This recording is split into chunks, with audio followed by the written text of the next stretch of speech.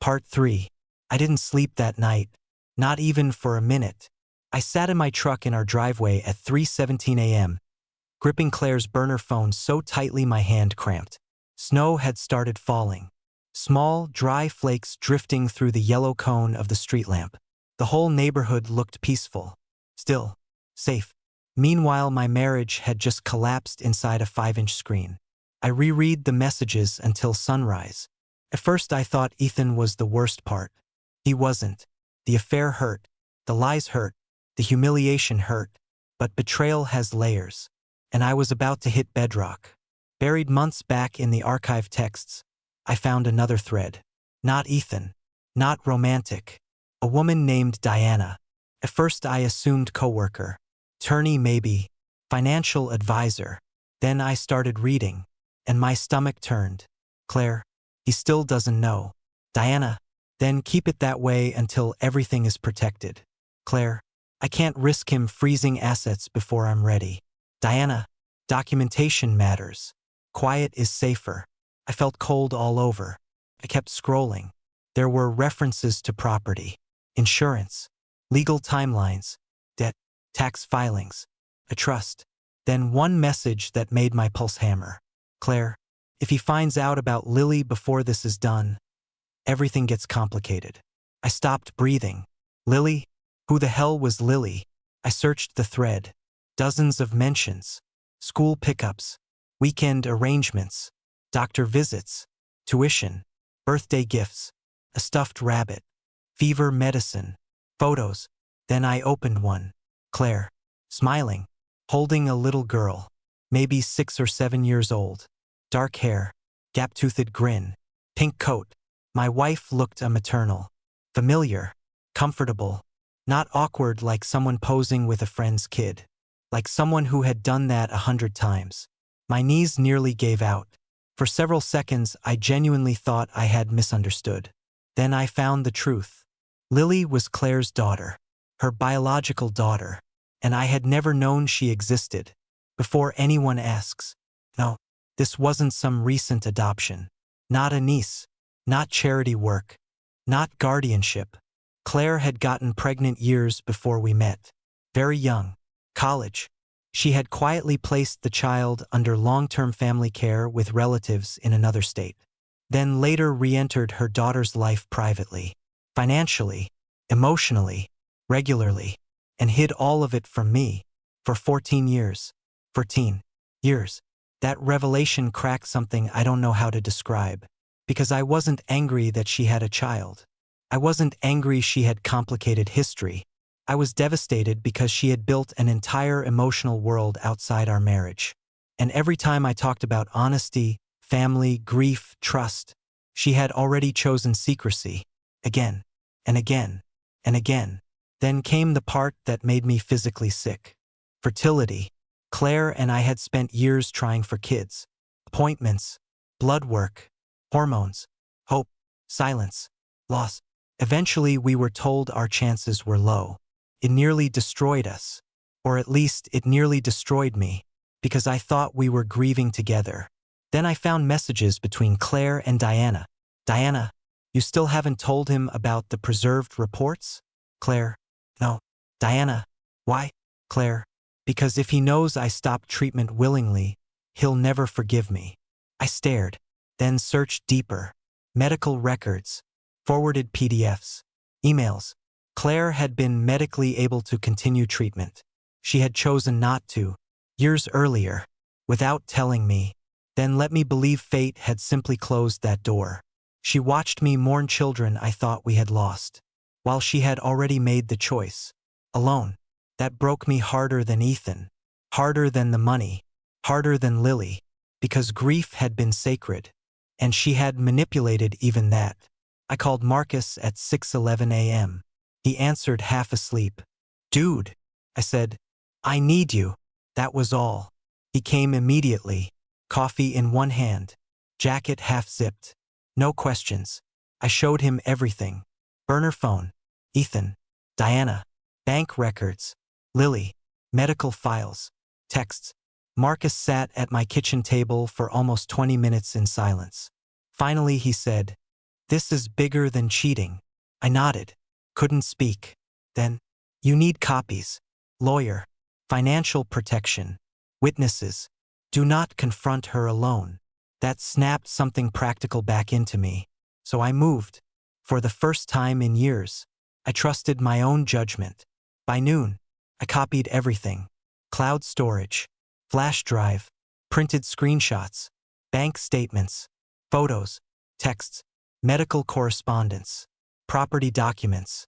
Then I called Rachel, my sister. She arrived crying before I even finished explaining.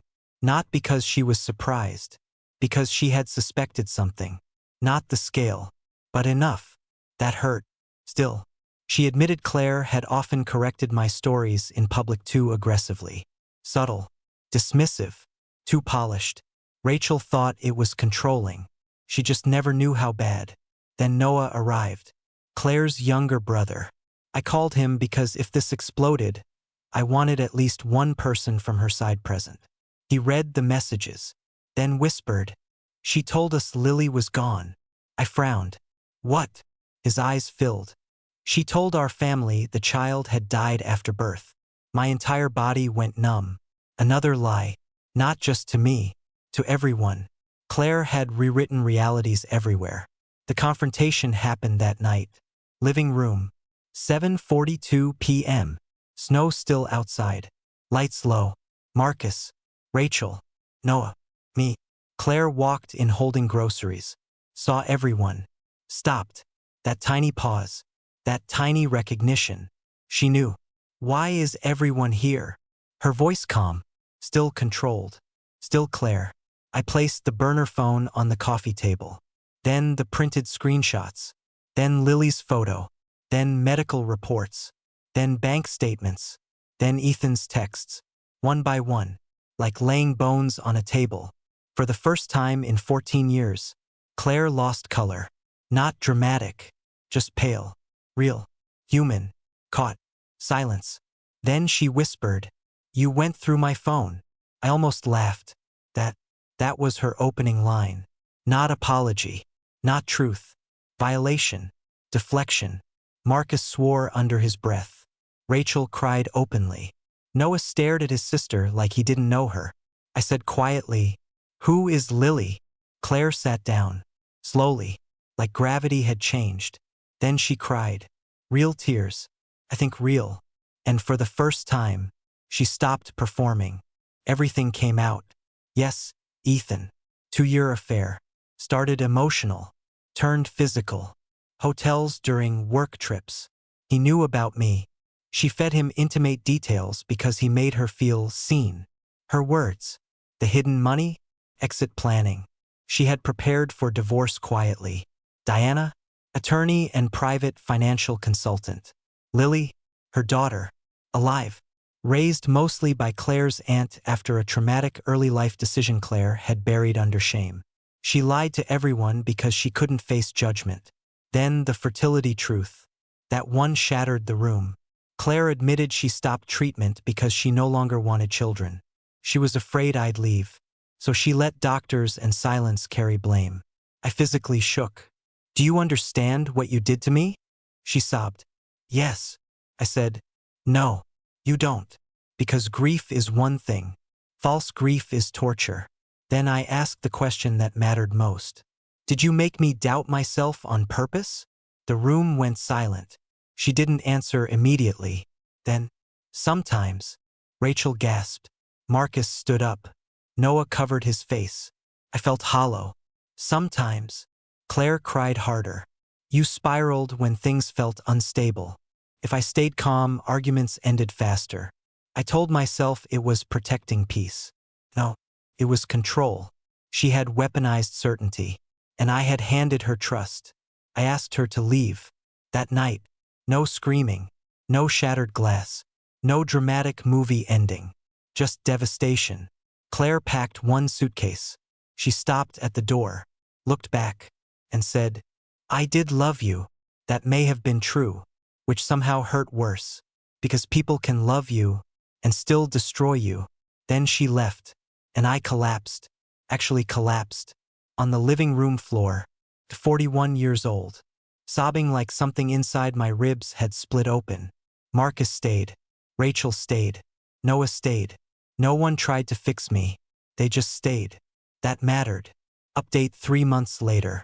Divorce filed. Assets protected. House sold. Claire moved out of state. Ethan disappeared fast once reality stopped being secret and exciting.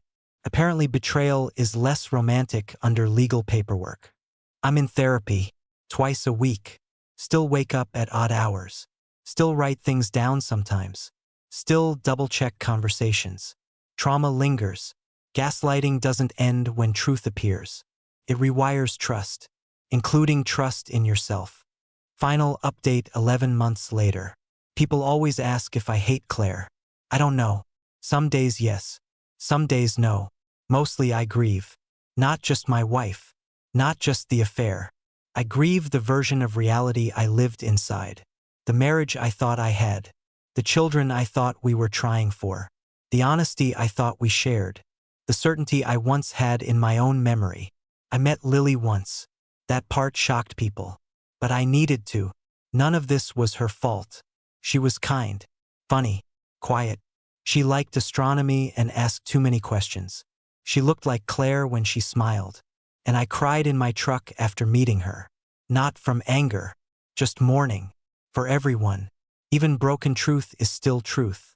And after years of being told, subtly, calmly, repeatedly, that I was confused, my greatest recovery wasn't revenge.